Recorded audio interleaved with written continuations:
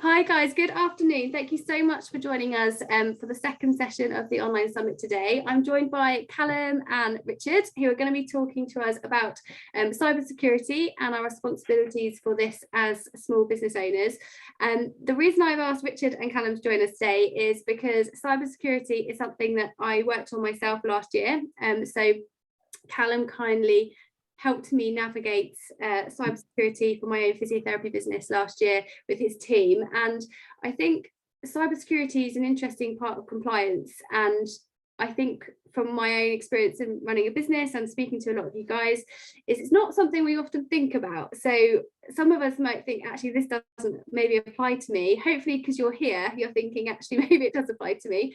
But cybersecurity does apply to a lot of us because we are using devices, we are using computers, iPads, our phones. You might have your own devices that you supply to your staff or your workers, or maybe they're bringing their own devices. So it is quite a lot to consider. And we went for Cyber Essentials accreditation last year. I don't know if you guys are going to touch on this during your presentation, but I tried to do it myself. I tried to do quite a bit of it myself, and it took me so long, and I got the knickers in a right old twist. And oh, if everyone can mute themselves for me, that'd be fabulous. Sorry. Hang on, he's not muted. Da, da, da. Oh no, don't want to. I've just muted you, Richard. Sorry. Perfect.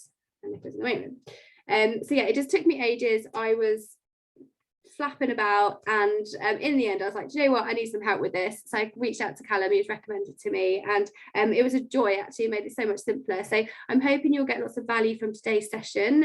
As usual, if you could keep yourself muted during the presentations, that would be great. Any questions that you have, I suspect we're going to have a lot of questions on this one. I was just preparing Callum and Richard for that. Please put them in the chat function, and at the end we'll come back to those questions for you. But Richard and Callum were just saying we'll share their contact details, and they're really happy to have a chat with you afterwards if you're wondering how you tackle cybersecurity in your business. So without further ado, I'm going to stop talking, and I'm going to hand over to Callum and Richard. Hopefully you're going to do a nice intro for yourselves as well. So I'll hand over to you, Callum. Thank you very much, Claire. Let me just share my screen. Is that showing up for everyone? No, not currently. Okay, let's try again then. How's that? Is that appearing? Yeah, perfect. Perfect. So first of all, who are we? We're ANO IT Group, and cyber risk and responsibilities for small business owners. Just to give you a little background of who you're talking to, my name's Callum. I'm a cybersecurity business consultant at ANO. So my job is to sit down. You've probably all heard the word consultant, and you're probably wondering what it actually means. My role is to sit down and understand what challenges businesses really have, and then match them up with the security solutions that they actually need, rather than just slapping different solutions all over them and saying, oh yeah, you definitely need this. No, it's not about that. It's understanding what your business is, what it needs, and helping you get there. And then over to Richard as well. Richard, would you like to introduce yourself? Absolutely. So I head the technical team of cybersecurity hackers, for want of a better description, at ANO. So I think hackers probably doesn't do the team justice. They are a very, very knowledgeable and experienced group of cybersecurity professionals. So but we are typically doing all sorts of what I would term offensive assessments. So we will do vulnerability assessments and penetration tests to try and find the things before the bad guys do. But essentially we're doing the same things as the bad guys. It's what we do when we find the vulnerability that makes us different. We tell you, give you a chance to fix it, they go on and exploit it. But essentially, it's a cat and mouse game, and it's something that the guys are spending not just a 9 to 5 on, but pretty much it's a life choice to stay up to date with it, so we can actually deliver these services. So ANO IT Group, we were established in 1964, which is over 50 years ago. We've got over 4,000 engineers, we've got deep cyber skills, and we have loads of broad IT skills as well. So, you know, we haven't turned up last week as well. We've been in the game for some time. And now Richard will have me say as well that he wasn't around in 1964 when we were first founded, and neither was I. You can probably tell from my young, fresh face as well. I'm trying to keep it that way. But yeah, basically, we haven't turned up out the blue. As you can see, this is a quick image. We operate in over 130 different countries and work with a number of clients, all the way down to small physios and small organizations like yourselves, all the way up to large banking organizations across the globe, recruitment, every single industry you can think of. So we're well versed in what's out there. We've seen a fair amount of different activities from the bad guys, as it were, and our team are very experienced at what they do. The average age of our consultants is 10 years. So just a little flashback, you know, how many of us were really using computers 10 years ago and to what level we were using at. This is how long our guys have been in the game. And that is the average experience, so not age. Yes, yeah. Just to point that out. Yeah, they're not 10 years old. And these are some of the certifications that these guys hold. So yeah, they're well versed, as Richard rightly says. And importantly, we understand where you guys are coming from. I believe Claire's touched on it briefly already, but we understand some of the constraints that you guys have. You know, you don't have the time. You have budget constraints. You're not sure where to start. It's, you know, it's highly technical, and you might not have an IT team in place as well. We find that a lot, and also you probably want to focus on your main business. So, you know, do you really have time for all of this? Well, it's not just the big businesses. 60% of organizations go out of business within 6 months after a ransomware attack. Some of you might not know what a ransomware attack is yet, but that will be discussed later when I hand over to Richard in just a minute. But that is an important statistic to understand, that it can happen to anyone, and it's not just the large businesses that can be affected, and to a serious extent as well. Right, over to you, Richard. Thanks, Callum. So I wanted to really just sort of talk to you about what are the risks to you as a small business. And in truth, the threats that you're facing are absolutely no different to that of a massive, large enterprise. So some of those threats are, and very common threats are phishing, which I'd imagine probably most of you have heard of, but just in case you haven't, it's actually where an attacker will send you an email with a malicious document in, or a malicious link for you to click. And you know, typically, if it's a link, then they're going to try and collect more credentials from you. It might come to a form that looks like it was your email, and you log on to it, or it might be, you know, malicious document that you open, and that infects your computer with, you know, other malware or ransomware. And we'll come on to that in a moment. But in the same sort of group as phishing, you've got vishing, which is voice phishing, which is an attacker will actually phone you up and have a social engineering with you to try and again get you to do something. Now, typically, you get the most common we see in this sort of area is where someone will phone you up and say, "Oh, you know, I'm Microsoft. I've identified you've got a problem on your machine. We can help you fix it. If you just click here, click there, enter this web address." But it could be, you know, sort of anything in that social engineering space. Smishing is, again, the same thing, but over SMS or text message.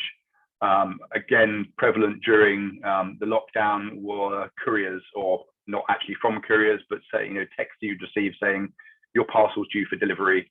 You know, click here to rearrange, and that was, you know, typically through SMS on your mobile phone. But then when you click on that link, it takes you sort of further into the scam and tries to pull you in. And then we've got spear phishing, which is like the other forms of phishing, and you could actually have spear phishing attack through phone, through SMS, but it's a very, very targeted attack. So it's where the attacker will take the time to find out about you personally, what you do, what your role is within the organization, and they will absolutely target you to try and get you to click that link or open that malicious document. And I would say that spear phishing is incredibly effective. And if we do it as part of an assessment to actually test that kind of resilience against there, we will normally find out if we go for spear phishing, we'll be successful every time.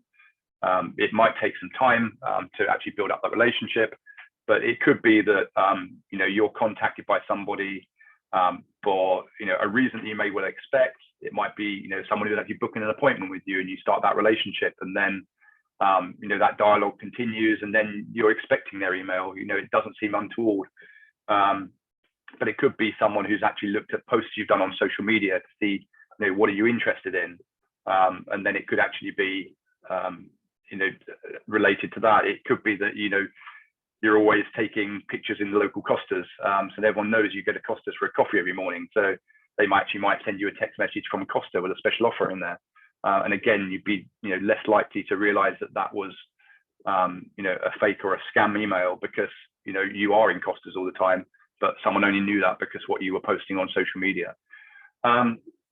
So generally, if they actually access your machine, the intention is to actually place malware there, whether that malware is to give them further access into your system, access to exfiltrate data, or whether it's actually ransomware. So Callum touched on ransomware very briefly. So for those that aren't aware what ransomware is, it's a particular type of malware that encrypts your data and makes it unusable. Often that data will be exfiltrated first. So they've stolen your data, but they then lock you out of that data. And for many organizations, you just can't function without the data. So it's down into that whether you actually pay them the ransom to get the key to get your data back, or whether you can actually move on another way. So ransomware is very, very big business. It's very, very easy to do. It can be, an attack could be from an individual working from their home, but typically it's from large organized crime gangs, because the return on the investment, they see it as a business model, and the return on their investment is absolutely massive. I think this is akin to like a hostage situation that you might see in a movie as well. Isn't that right, Rich? I mean, to glam it up as such, it's like taking a hostage and demanding that the FBI give you, let's say, $10,000. Would I be correct in that assumption? Absolutely, and that's a really interesting point you actually bring up there, Callum, because in the UK it's illegal to pay a ransom for a person. So if you've got a member of your family that's kidnapped, you're not actually allowed to pay that ransom by law. Often people would do, but the law stops you from doing that. That's not the case with your data. There's nothing prevents you from paying, and our recommendation is not to pay, because the only reason ransom attacks continue is because there's good money in it. If people stop paying, those attacks will reduce overnight. Now that obviously brings other questions of, but what about my data? And the truth is that prevention is always better than cure. And if you've actually got the right security posture and good security housekeeping, then your data should be backed up and your data should be safe. And also, you should be able to prevent those attacks in the first place. At least, reduce the risk of you being hit by them by, a serious, attack, by just following some very simple guidelines, and we'll come on to that a little bit later as well. So other types of threats you might face are exploitation of vulnerabilities that exist in software. So there's always bugs found in software on a daily basis. Whether that's Microsoft email, Exchange servers, Word, any other software package, you will find vulnerabilities in it, or more to the point, attackers will do. And security researchers will do, and it's really just who finds them first. So typically, you just need to make sure that you're patching that software when a vulnerability is identified, and you're then going to be in a much better position. So obviously, the other threats are the theft of sensitive data. So I imagine that many of you will be holding some fairly confidential data for your clients, and that data could be worth something to somebody. So it may well be worth them, sort of stealing that. But they would obviously, again, along the lines of ransomware, if they don't lock you out of your data, they may also hold you to ransom, so they don't publish your data. You may not want to expose that publicly. So I think what an important point here is, especially with the small organizations, is that you're obviously looking after your clients, you know, their physical health, their mental health as well. A side effect of not being cyber aware is that your clients could actually come into harm by adversely you guys not being aware of what's out there for such. So you know, a threat actor or a hacker of bad nature may look to harm your clients or gather information on them to blackmail them, or something of that nature, which is why it is important, especially for small businesses, to be aware of this. Absolutely. So, you know, the next point, you know, you may not think that you're a target, and, you know, sort of many smaller businesses we think, you know, we speak to, you know, think just that, you know, why would an attacker target me? There's far bigger businesses they can go. Well, the truth is that most cyber attacks are indiscriminate. You know, they're not targeted. They will actually just spray out as many attacks as they can, particularly if it's phishing emails. They send out hundreds of thousands of emails just hoping that one person will click on it. You know, and if you know, you're not thinking that day, you could actually just click on that email and it could be you. Or, you know, if you're on the internet, they'll be looking, scanning for vulnerable machines across the world. It might be yours they find, and they don't know who you are. They don't know you're a small company. You could be an individual, but you know, it's not going to protect you being small. You know, you can't fly under the radar with a cyber attack, unfortunately. So, you know, as I said before, you've got the same threats as a large enterprise, but typically you don't have the same level of protection. You probably haven't got a dedicated IT function, let alone a dedicated security function. So the actual risk of you being severely impacted by an attack is probably actually greater than a large enterprise. So a large enterprise can weather a lot of security vulnerabilities. They have, you know, some very, very expensive technical options that you know, wouldn't be available to the smaller, or would just be, you know, cost prohibitive to smaller businesses. You got the next slide, Callum? Yeah. So, you know, who are the cyber attackers? You know, who are you or we up against? You know, who are we defending against? So there's typically 4 different categories of cyber attacker. You've got script kiddies, who basically are very inexperienced, often not necessarily intending to be malicious. So this could be, you know, the schoolboy in his bedroom, connected to the internet, just wants to push some boundaries, see what he's capable of. Usually, you know, gifted, you know, fairly up to speed with technology, and just want to kind of push those boundaries. So, you know, they won't understand the technicalities of the attack they're trying to perform, but they'll find scripts that have been written by other people online, and they'll run those scripts, and that actually might give them access to your website, and they can change things on your website, and it's all, oh, this is fun, let's see what we can do. They may, as I say, not intend to be malicious, but they can be, you know, pretty disruptive all the same.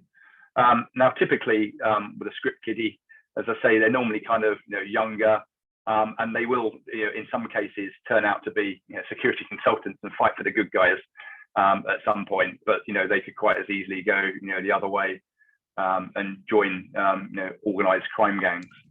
The other sort of category is hacktivists, and, you know, again, hacktivists are much harder to defend against because they are fighting for, you know, a cause they really, really believe in. And typically, you know, they will keep going. They're not time bound. They're not resource bound. And so they will just keep going till they get what they want. So they're harder to attack against, harder to, you know, protect against. In that same line is organized criminals. So again, you know, they are in it for the money, and they will keep going. That's all they do. Just keep trying until, you know, they actually find a vulnerability, or someone actually, you know, clicks on a vulnerable link, and they can go through the human element. And lastly, nation state. Now, most of the time, you know, none of us need to really worry about nation state attackers. They will go after large enterprises. There is kind of a lot on the espionage side and the theft of IP.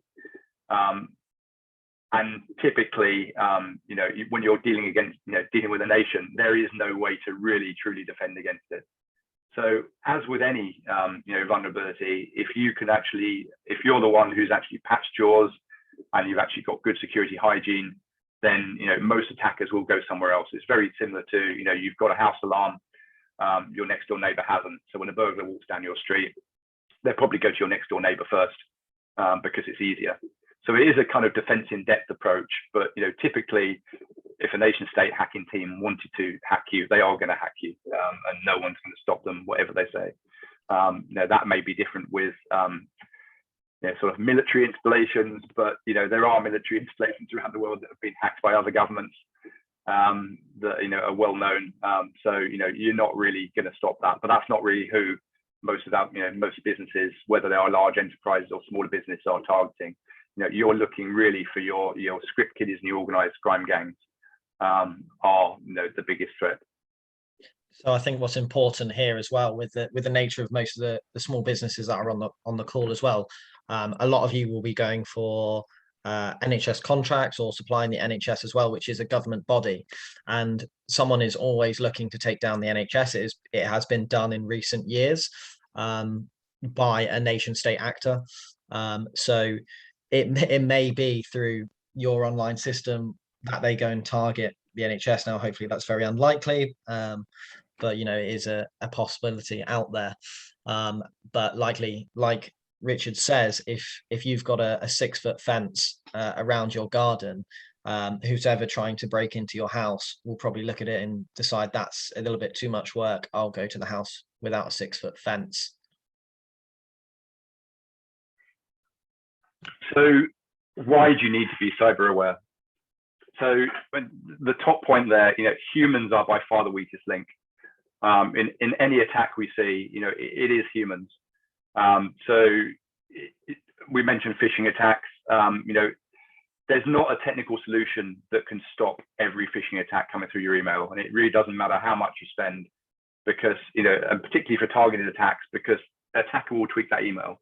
If you need to be able to receive emails from somebody, then a malicious one will always be able to get through at some point. So we've got to rely on the humans to actually understand those risks and be a bit more aware. So one of the most common delivery for ransomware and other forms of malware is email. So really the only person in charge of that email is you. It's your inbox. It's up to you whether you open that email. It's up to you whether you click on the links in it. And obviously, if you're aware and you remain aware, then you're more likely to think, is that right? So if you become a victim of a cyber attack, I think whether you're a small business or a large business, you're going to suffer, financial loss. So I think Callum and I were discussing this yesterday and sort of ransomware, and the fact, as I say, before it's indiscriminate, quite easily you could get your device encrypted with ransomware, and the attackers would be asking you for a large sum of money, and we're talking tens of thousands as a minimum. Now, is a business, you can negotiate with them, and they may well drop the price if they believe that you're not able to pay the bigger amount, because something is better than nothing as far as they're concerned. But you will lose money, and you will lose reputation. Obviously, if you have a breach that involves personally identifiable information that's covered by GDPR, for instance, you are at liberty to actually disclose that.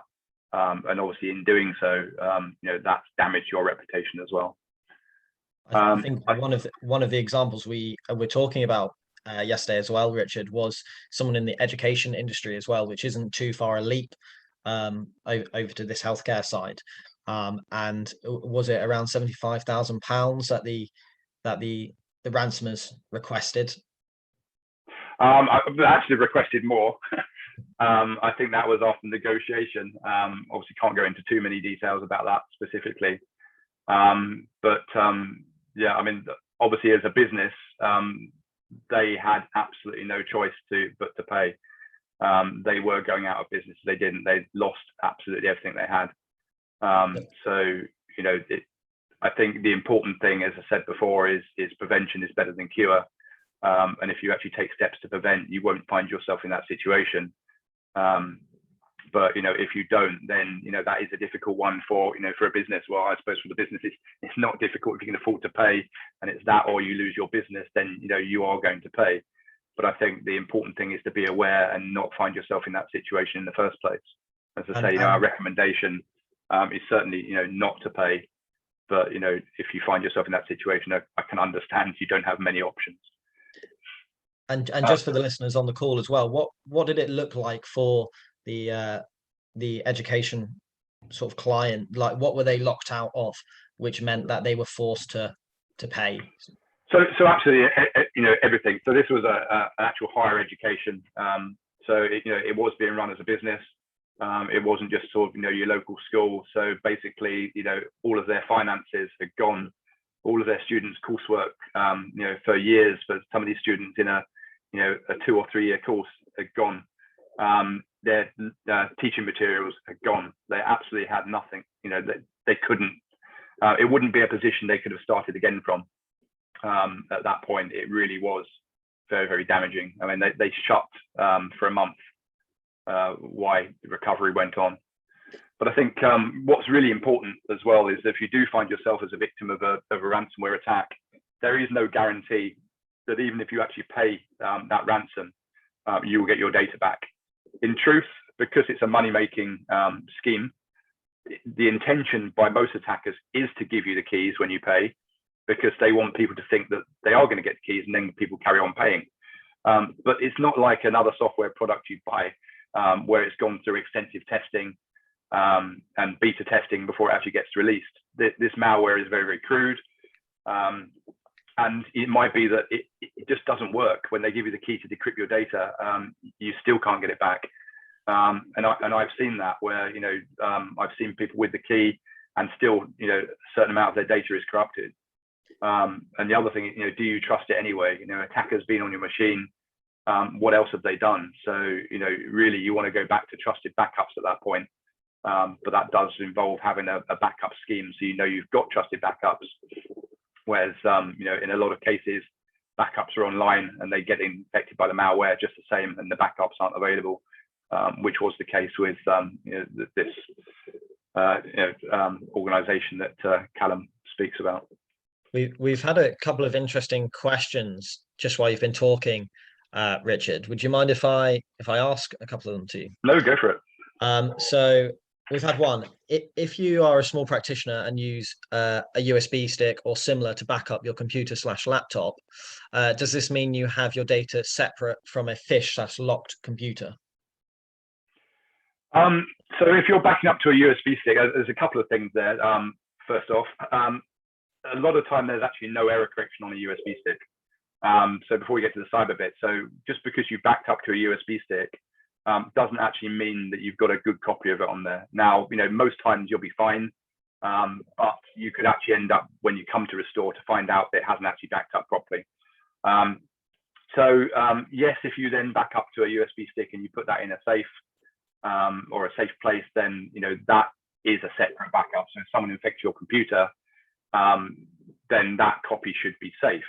Now, the other thing, though, to bear in mind is, what you're going to do to restore that. So if you come along and notice something odd on your computer and you think, oh, I'll just restore those files from my USB stick, and you plug it in, the chances are that USB stick will then be infected as well. So, you have to remember, if you have backed up to a USB stick or any media, to be perfectly honest, if that media is writable, then you have to make sure that you're restoring to a machine that you trust anyway. So that's not protected. So, obviously USB doesn't have a write protect switch on it. So you don't have that facility to say, okay, well, I don't want this overwritten. So, if you are going down that route, you're probably good to go to another clean machine and copy that and have multiple copies. But typically one USB stick won't be enough either. In terms of a backup policy, it really does depend on how often your data is changing, but really you should be backing up every day and actually keeping a daily backup, and then keeping a weekly backup for a number of weeks, and keeping a monthly backup, for at least a year. So that at any point you can actually go back to the last backup you had. It might be, at the worst case, a month old, it might be a week old, or it might just be a day old, and depends on how often your data is changing to how frequently you should do that. but never rely on one or even just sort of two backups. Make sure you've got that backup process in place that you can go back, and if one backup's been corrupted, you can go back to the next one, next one, next one. And so you might actually, as I say, back up every day, but make sure you keep 4 weeks backups, 4 weekly backups, and 12 monthly backups as well. But that's something that we could always have a discussion with anybody individually about what your data is, where it is, and discuss the best way to kind of back up that and how many copies to keep.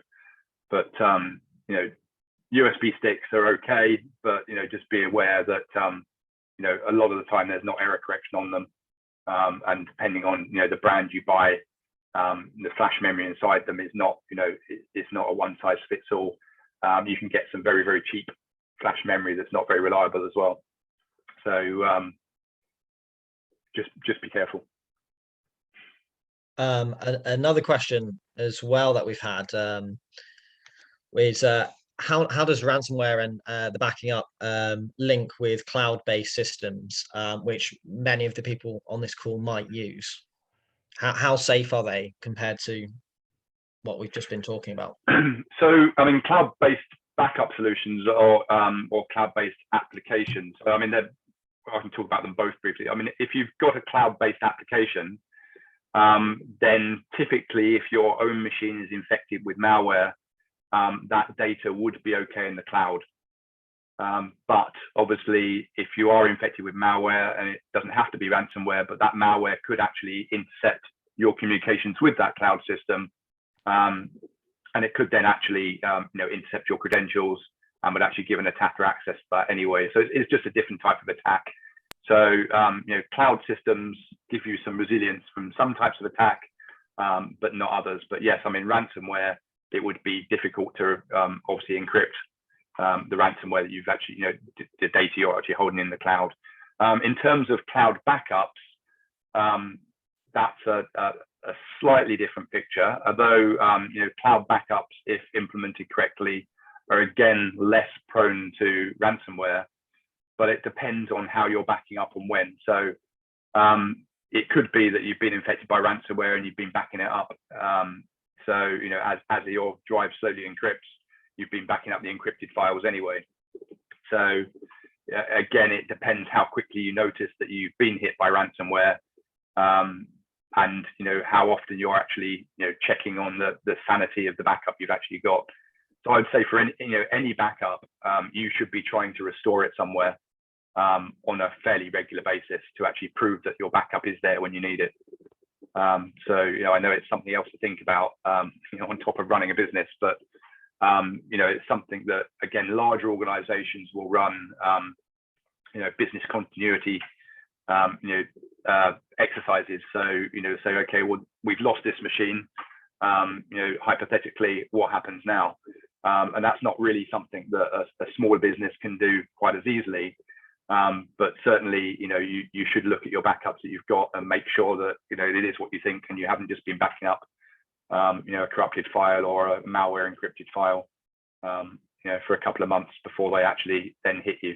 So I mean, that's probably worth mentioning at this point, that often if an attacker does get into your machine or into your network, often they can stay there for a year or more before they're ever detected. And I think with a smaller business, it could be that they're never detected because you just don't have those monitoring mechanisms in place. And if they don't do anything untoward that makes you think something strange going on there, then they could literally just be, in your machine. By that, I mean, have applications on there that are just scraping your data and basically doing whatever they want to do with your machine. And that could be, some of the more horrendous things you could do is turning on your webcam and microphone. And if you're in a consultation at that point, that becomes more serious. But that's something that, if someone's got control of your machine, it's really not difficult to do. Would you maybe advise then, if people do have their devices like laptops or things like that in their practitioner and they're dealing with patients, maybe even something as simple as like covering a camera might be beneficial just to that client, just in case? Yeah, I mean, absolutely. Anything you can do just kind of adds to that, defense in depth approach. And I don't have any devices with a camera on that I don't have, a cover on the camera that I can, remove when I need to. So, this one here, I just slide it across and it's dark, and that's a physical barrier in front of the camera, not turn it off electronically. Because electronic measures, if someone's got control of your machine, they'll turn it back on again. Obviously you can be aware most, laptops with cameras on have got a little light next to them. Be aware if that light comes on, but don't obviously be complacent to think it will always come on if someone, has access to your camera. But yeah, a physical barrier over the camera is certainly recommended. We've had one suggestion that you could put your husband's sock over the camera as well. I think that's been trialed and tested apparently as well. Absolutely. I think we were also talking about yesterday about the data, and for example, if someone got into your system, and let's say how it could affect the small business, let's say they took your information, including like client logs and numbers and emails, and they locked you out of that, or they just wanted to delete it, depending on what sort of hacker they are, whether they're acting just because they're pushing boundaries and things like that. From a GDPR aspect, it's your duty to somehow inform your clients that your information has been taken, or their information has been taken and possibly abused. That's correct. Am I right? Yeah, absolutely. Yeah, I mean, so if it's personal identified information, PII falls under GDPR. Then if you have a breach, then you are obliged to actually notify the IPO, and obviously, let your clients know what data of theirs, may have actually been affected or stolen. In which obviously most cases is going to, upset the recipients of that news and be severely damaging to reputation. And nobody's immune. Microsoft have been hacked. Google have been hacked. Governments have been hacked. It really isn't, anything you'll be immune from. Most people, if they say they haven't ever been hacked or had any hacking attempts, then it's just a matter of when. Just add yet to the end of that sentence. No one's hacked us yet. So obviously just need to make things as difficult as possible. So with that, here are some of the things that you can kind of do personally, to protect yourself, and then I'll kind of move on to the next one of things you can do as a business or organization. So top of the list here, use strong passwords, and there's a couple of examples there for you. One is uppercase, lowercase numbers, special characters, 16 digits long. You look at that and go, looks like mail, I never remember that, and that's fine, because the recommendation really is to use a password vault. So it's important to choose the right one. Don't just go and get any random password vault download and put all your passwords into it. So just for the mass audience, a password vault, that's just an application that you can get online. Is that correct?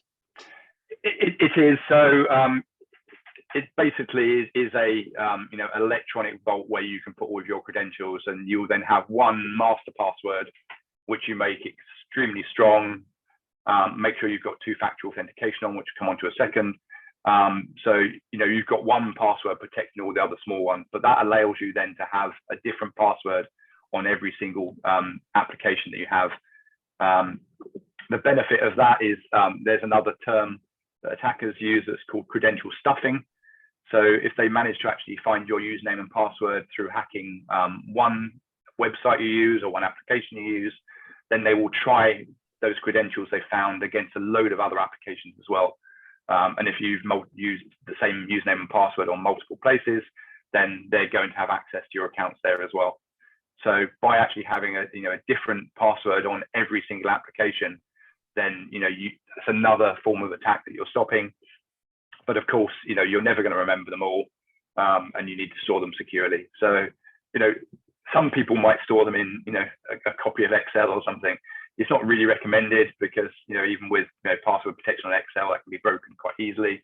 But don't write them down. But there are password vault applications. I use one myself called Bitwarden, but it is a case of obviously just keeping an eye on them and making sure they're still doing what you expect them to do. Now, obviously, if you don't want to go for that style of password, there is another style there, which is just 3 or more random words. It's still very, very difficult to guess, but a little bit easier to remember, or quite a lot easier to remember. But it is also slightly easier to attack from a brute force attack. So if I've just got a dictionary of words, I can just string those together randomly, until I find a combination that works. And obviously at computing speed, that can be done quite quickly. But still, if you're using 3 or more random words, that's not a bad level of security on your password. You can see with that example there, they're separated by hyphens. You could actually change it out and put other special characters in there, which again just makes that slightly more difficult again.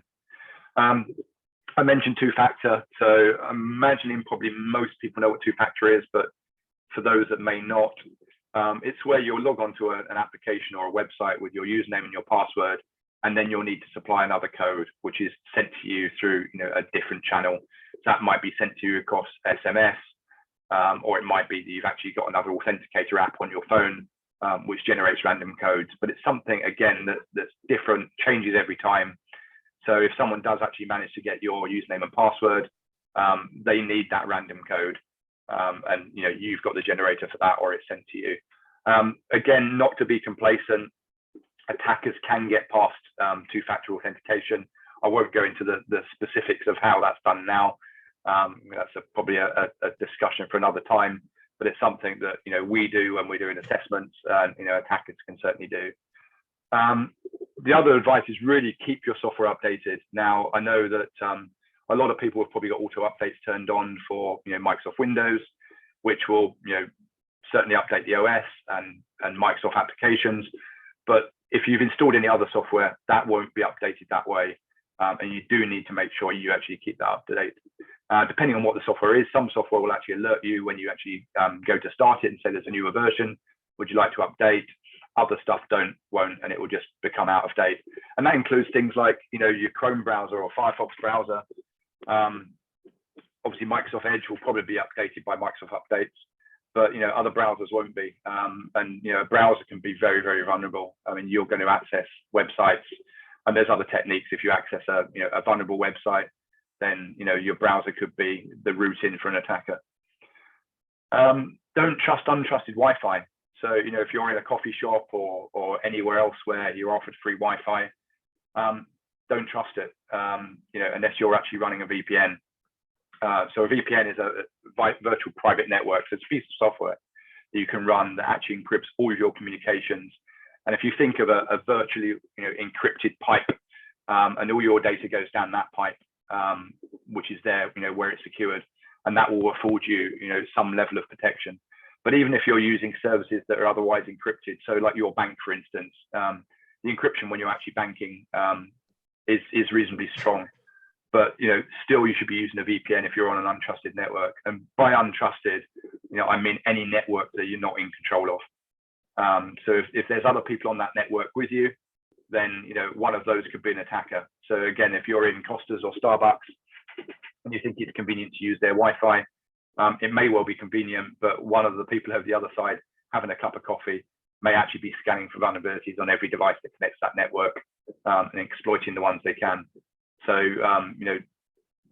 often lots of people I see still use Wi-Fi even though they've got unlimited data and a good data connection. It seems to just be the human factor. Oh, someone's giving me free Wi-Fi, I'll connect to it. So the advice is don't if you don't need to, and if you do need to, you should consider using a VPN.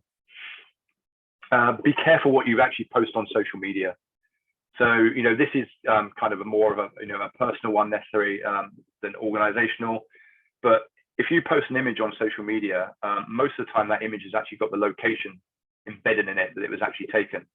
So people can actually see where you are and track you by the images you're posting.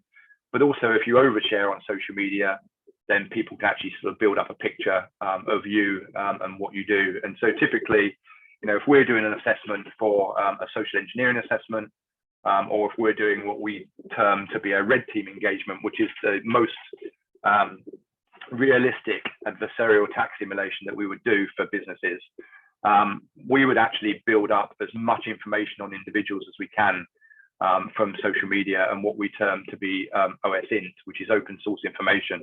So it's anything you've posted online, anything we can find out about you that's publicly available.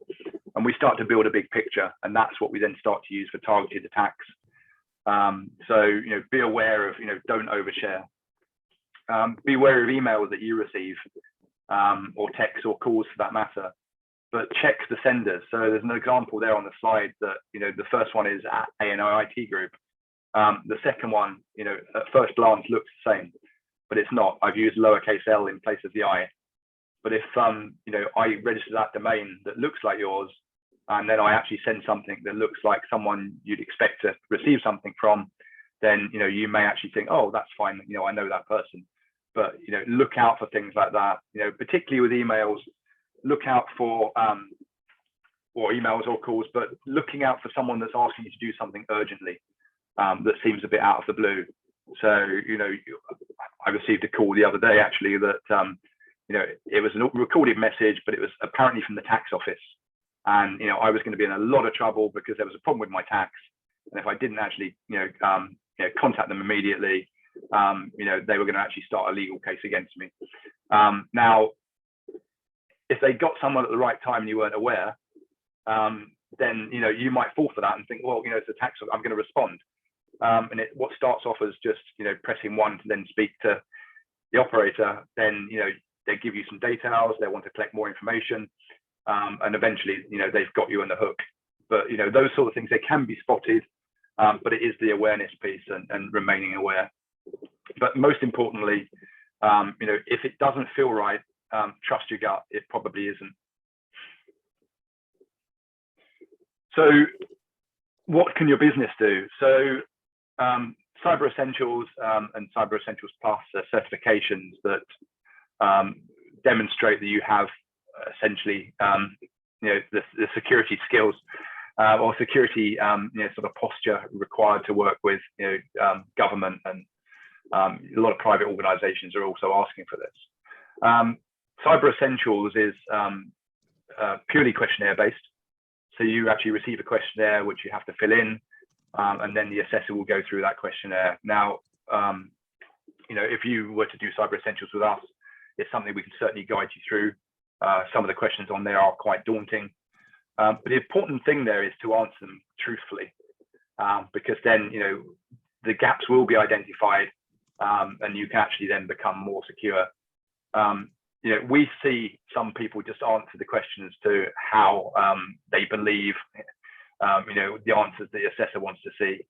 And I'll be absolutely honest with you, with Cyber Essentials, if you do that, you can pass, but you're not helping yourself. So I would say, you know, absolutely be honest with those. And the only reason we know that is because if you then go on to do a Cyber Essentials Plus, then some of those questions become audited. So, you know, we have had clients who say, yes, I always apply security patches within 14 days. And you go and do a Cyber Essentials Plus and you find stuff that wasn't updated since 2017. And they go, oh, well, I forgot that one. And you go, and that one, and that one, and that one, and that one.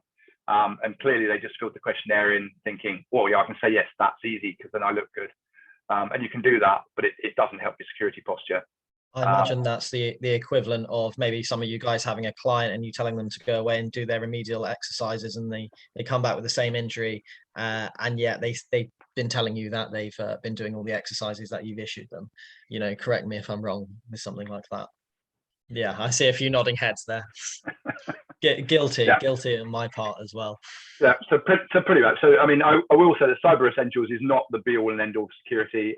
It is just, you know, the essentials, and you know, I think if you speak to some consultants, they tell you it's not even the essentials, but it's certainly worthwhile.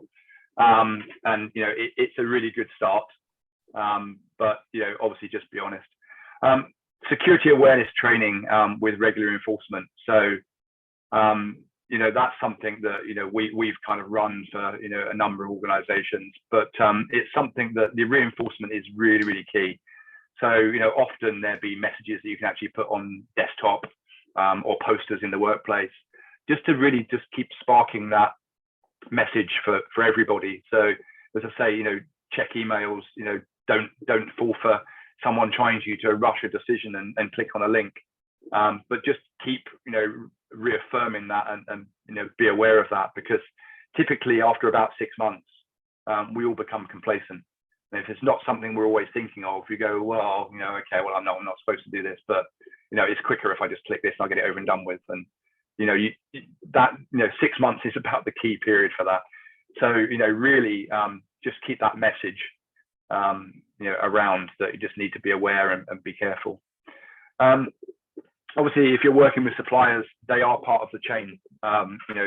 You're relying on them just as your clients rely on you to protect them and their data. You are relying on third-party suppliers. So there were some questions earlier about if you're using a cloud solution. Well, if you're using a cloud solution, that's being run by somebody that you need to be trusting. So you want to ask them what they're doing to protect the data they're storing or processing for you. How regular they are actually undertaking security assessments. The other thing to actually ask them that they may not want to answer, but it's very easy to say, do you do regular security assessments? And they go, yes. And you go, okay, well, that's fine then. But the real question is, do you find anything? When you do these assessments, do you actually find vulnerabilities, and how actually are you remediating those vulnerabilities? That's a more difficult conversation, because people don't want to talk about their vulnerabilities, but it's something you're certainly within your rights to ask, and it will be good to have that dialogue. But you need to be able to build up and actually have that trust in your suppliers. And it's something again, we can obviously help with. If you've got any quick questions that I've asked my supplier, they've said this, does that really mean they're okay? They've convinced me that they're good because they do this, and we can answer quick questions like that, and it's no problem at all. Again, I mentioned awareness training. Do they provide their staff with awareness training? Going back to the fact that as humans, we are the weakest link in cybersecurity. So it's important that we are all aware. So do they provide that, and do they obviously reinforce it on a regular basis? And then what certifications do they hold? So ISO 27001 from a security point of view, ISO 9001 from a quality point of view. Sometimes you're going to find that small business won't always have those. It is quite an arduous process to achieve those. Cyber Essentials Plus being other certifications that will give you an indication. But obviously, if your supplier is a larger supplier and they've got 27001, that gives you a little bit more confidence they are taking security seriously, because that's something that we hold, and I can tell you it's not easy. It doesn't mean just because you've got it that you're secure. Again, never be complacent, but it does mean that you're actually putting a lot of effort in. Obviously ISO certification, when the assessors, when they come out, will be looking to mean that that effort is actually being directed correctly. So you are going to be in a better position, or at least demonstrate that you are in a good position security wise, but it's not the be all and end all. The quality one I mentioned because I personally link quality and security very, very closely. If you're actually taking the time to make sure that you've got the right quality processes and procedures in place, then it means you are following processes, you are following procedures, they are repeatable, they are consistent, and that leads to kind of good security practices as well. Richard, sorry to interrupt, just in the interest of time, because we're just running out shortly. Yeah. I'm just going to skip towards the end, so then we can just go to a quick Q&A for anyone, because I see we've got some burning questions. Just as a quick overview, so we've recently helped an organisation very similar to you all, NHS supplier. Their background was a small team. They had no official IT support. They had the desire to support the NHS. They had a clear idea of what they wanted to achieve, a bit like Claire before with Cyber Essentials. But their main concerns were around cost, time, and where to start, which I think will probably have been addressed above. There's obviously a lot of information. You're probably very flooded with, I have no idea what these guys have been talking about. But how we helped, and that's what's important. We offer free technical consultation. So that is a sit down with one of Richard's team or even himself. And we look to understand exactly what the client needs. So what you guys need, what you're aiming to achieve. We look to try and face the challenges. So let's say your challenge is you don't have a lot of time, you don't know where to start. So we can help with that. And then from that, we provide one-on-one support So let's say if you're a business owner, it's down to you to let's say help you through your cyber essentials. We can give that direct one-on-one support and help you achieve the standard that you need in order to get it, because it's not just a certificate and a tick box. It is an assessment, and that's what's important. That you can fail it. How we can help, I think Richard's been over this pretty well. Basically, we help manage your infrastructure and things like that, and that's something we can assist with, or even point you in the right direction to certain tools. As a quick overview, these are all the little things that we've been talking about roughly throughout the call. So we've got antivirus on there, you've got server backup, you've got help desk support, and a lot of small organizations probably think, oh, this is a big list of things, this looks quite expensive. It's not. This is designed for small businesses.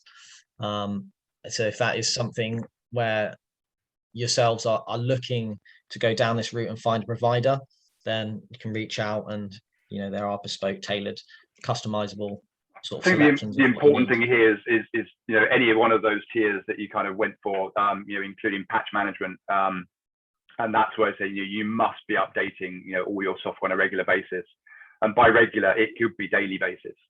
So as I say, if a vulnerability is found today, you don't want to wait till next month to update it. You want to update it as soon as there's a patch available. And I'd imagine that you guys probably fall into the category that most small businesses do. You haven't got time to do that. If you're running a practice, you don't want to come in and upgrade all your IT infrastructure, or check whether there's any updates needed on a daily basis before you actually start your real day job. So these things can sort of really, really help. And as Callum said, it's not expensive. I would say that typically cheaper than a mobile phone contract, but it's certainly worth looking at if that's not something you can do on your own. And if anyone wants like a screen grab of this, or possible things to go and do their own research in, or want to reach out later on, then they can. We've been over this already. I'm conscious of time, and I want to give you guys the opportunity to ask some questions. So we've got a few questions, Richard. So hopefully you can answer these. Let me just scroll back now. This is one where we were on about the passwords earlier, and I did see this, and I think I know the answer you're going to give to this. With everything needing a password now, every shopping site, etc., is it okay to use a simpler password for all those sites that doesn't have any significant details, no financial details, etc., so long as the password is not used for anything else important? Or is it also putting yourself at risk? It's going to be really depend on the individual site. If the answer is you don't care if someone actually logs onto your account on that site, then if there's nothing there you really care about, then you can use a simpler password. You can use a simpler password than the one I showed anyway. I mean, typically if your password is at least 8 characters long, and you do have uppercase number and symbols, then it's still considered a pretty strong password. If you can use a password vault and longer passwords, then again you're better off. But just don't try really to avoid obvious dictionary words. And I know some people use dictionary words and swap out certain letters for numbers and just put a symbol in there. But there are tools that we would use that think of all that, and there's tools that what we call keyboard walks, where you might actually type quick words because they're QAZ WSX 0123 or something, because it's close together, and the tools know that, and they're the things that get tried first. Yeah, I mean, it really is up to you how sensitive you think that data is. But if it's data you just don't care about, then yeah, you can go for a simpler password. But if you think you need a password at all, then I would say you probably want a strong one. Otherwise, you just wouldn't have a password. You'd leave it open. We've got another one here as well.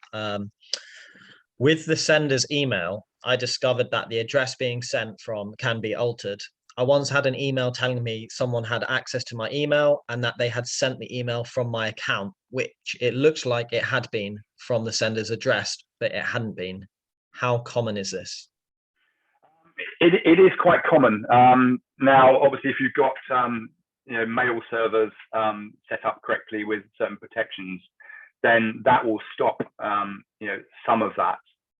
But it still can get by. It was it's a very, very easy attack to do. But it is easing off a little bit than it was, because you have to register. There's certain registration you put in place for your email server to say that that email server is authorized to send emails from that address or domain. So spoofing is less likely at that level, but it's still pretty common and a very easy attack to do.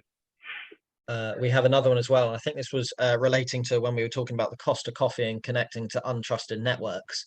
And it says, is 4G/5G an untrusted Wi-Fi, or is that safe? So I'd never probably use the word safe, but 4G or 5G would be harder to intercept, and I would consider it to be more secure than being on your Costa's Wi-Fi network. So that would be your mobile data versus Wi-Fi. So mobile data would for the most part be considered harder to intercept, and certainly your link is then with your mobile data provider, and not with any equipment within the Starbucks or McDonald's or whatever. So it would be more secure. And we just briefly, what is the definition of a VPN we've had as well? Yeah, so a VPN is a virtual private network, which, if you imagine that there's one big water pipe, for instance, that is the internet, and your data is water flowing down that pipe. A VPN would be your own pipe inside of that pipe. So whilst all the other water flows outside of your pipe, your data flows inside that pipe, and it's protected from the other stuff. So that, without sort of wanting to go into sort of too many technical details with it, it encrypts your data from endpoint to endpoint, or endpoint to VPN. So from your laptop, any data leaving your laptop would be forced down that pipe. So whether the data itself is encrypted or not, the pipe would be encrypted. But it also means that, correctly configured, all your data can only flow down that pipe.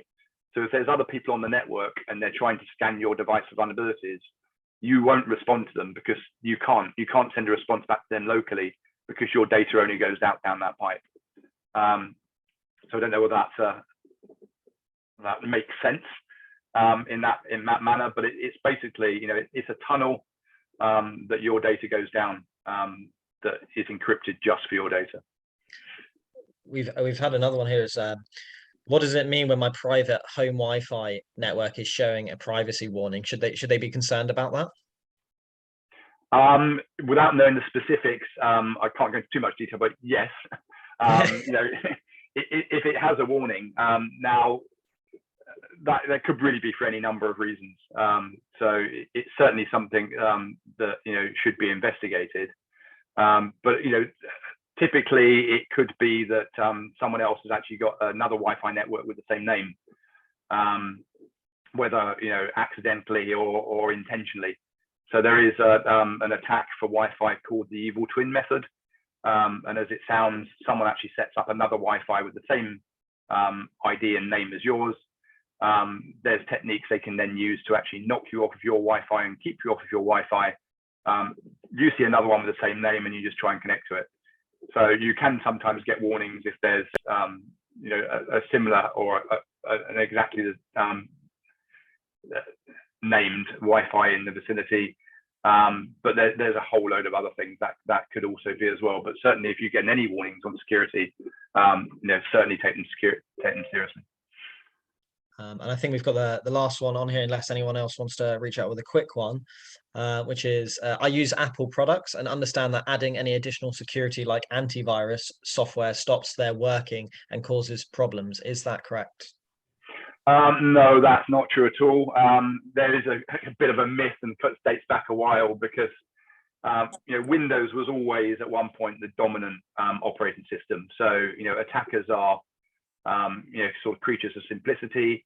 And if they actually write their malware for Windows operating systems, then they're going to have a bigger, response, and they're, hitting a greater number of machines. So for a while, Apple products and Linux also, sort of stayed out of the limelight, and everyone goes, oh, they're secure, they don't get hit. That's really not the case now, because there's a lot more Linux products, a lot more Apple products out there, and there is antivirus available for them, and there's certainly malware being written for those products as well. So it's certainly a myth, and you should definitely install a security product. I tend not to recommend any particular products, because there are many, and there's all sorts of variables to why one might be better for other people. But I do actually have a Mac, and I run Sophos antivirus on it, and it works fine. I don't have any problems with it. That's perfect. I think that's all the questions that we have in now. So unless there's any burning questions that anyone has, then we can bring the call to an end and give you all back your valuable time and send you back to your clients. Thank you so much, Callum, Richard. Sorry, my internet dropped out at one point, so I disappeared and came back. And then my 4-year-old is here making Christmas card cutouts, so apologies. But that was amazing. Thank you ever so much. Really important topic, and thank you for answering all the questions. I was wondering what we were going to do then. There were so many. But we will share your details in the Summit group as well. Sorry, he's trying to said be quiet. I'll share your details in the group so people know how to reach back out to you, and just a big thank you for your time. Really hope you enjoyed it. Yeah, no, that's brilliant. And honestly, if you've got any one-off questions and things like that, feel free to drop myself or Richard an email, and we can get back to you with any solutions that you might need. Absolutely. And it's not all business for us in the tech team. We really do enjoy what we do, and we're very happy to answer questions. So if there's any quick questions, like we've had on today, sort of send them across, and we'd be more than happy to answer them. Thank you. I would say with I've been through a few cyber security bits and pieces through contracts and things, and everyone that's helped me out has actually been so lovely. And it's one of the things I think you bury your head in the sand a bit. But actually, like you were saying, like be honest on the questionnaire, because you think, oh, are people going to be like, what is she doing? They haven't even done the basics, for example. But everyone's been so lovely, and it's just about working out where those vulnerabilities are, isn't it? And then just addressing them. And I looked into sort of cyber protection, so insurance, which I've now got to think through the Cyber Essentials process. But everyone that I've spoken to is like, prevention, like you said, is the best thing. Like, your insurance premium is going to be worse if you're not doing all the preventative measures. So it's really important just to assess where you currently are and make sure that you reduce that vulnerability as much as you can. Absolutely. And it can be a complex subject, and so no one should be kind of ashamed that if they don't understand any element of it. That's why kind of organizations like us exist, because that's the route we've gone down to kind of help with that. So it's not for everybody. You can't be expected to know every option. As I say, my team will not stop. We've got messaging going back and forwards pretty much 24 hours a day with, I found this, have you seen this new technique, have you seen that? And that's kind of what you need to do to keep up with it. And we understand that if you're not in that in that organization or that kind of field, that you can't do that as an individual. It really doesn't matter whether you're working in an IT team either. You still can't do that. It's a lot to kind of keep up with. But for most of the team, well, I can say for all of my team, it's a passion as well as a job. It's a life choice, but it's what we enjoy doing. Perfect. Thank you so much, guys. I will end things there, and I will put all your contact details in the Summit group. So if anyone wants to reach out to you just to have a talk through about where they are and what they might benefit from, they can reach out. Okay, so thank you, guys. I'll be back here at 2 o'clock talking about admin processes to save you time, money and energy, and I look forward to that. See you later. Bye-bye. Yeah, thank you. Thanks, guys. Thank you. Bye.